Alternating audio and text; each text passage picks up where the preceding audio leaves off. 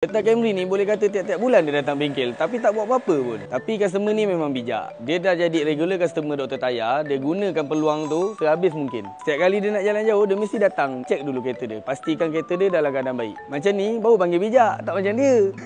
Pakai kereta ni tak semestinya korang kena tahu semua benda pasal kereta. Korang tak tahu, hantar pada orang yang tahu. Yang penting kau kena rajin lah hantar. Jangan malas sangat. Ini aku bagi tips sikit untuk korang yang nak jalan jauh tu, benda apa yang penting korang kena cek. Benda pertama korang kena cek minyak enjin korang. Minyak enjin korang kena pastikan cukup. Untuk model yang ada stick minyak gear, minyak gear pun korang kena cek. Pastikan cukup. Bateri pun korang kena cek. Pastikan keadaan baik. Lagi satu yang penting, coolant. Pastikan coolant cukup. Minyak brake ni korang kena pastikan level dia selamat. Kalau dia bawah daripada tu, biasanya kemungkinan ada bocor ataupun brake pad korang dah nipis. Angin tayar dengan condition tayar pun korang kena pastikan dalam keadaan baik. Sambil-sambil tu korang cek lah sikit brake pad ni. Jengah-jengah sikit. Tengok tebal ke nipis ke, jangan main beduk je. Korang mesti rasa susah kan, banyak pula nak kena cek kan. Sebab tu lah aku suruh datang bengkel. Sebab ni kerja pomen, bukan kerja korang. Biar kita orang yang cek kan, sebab kita orang pomen.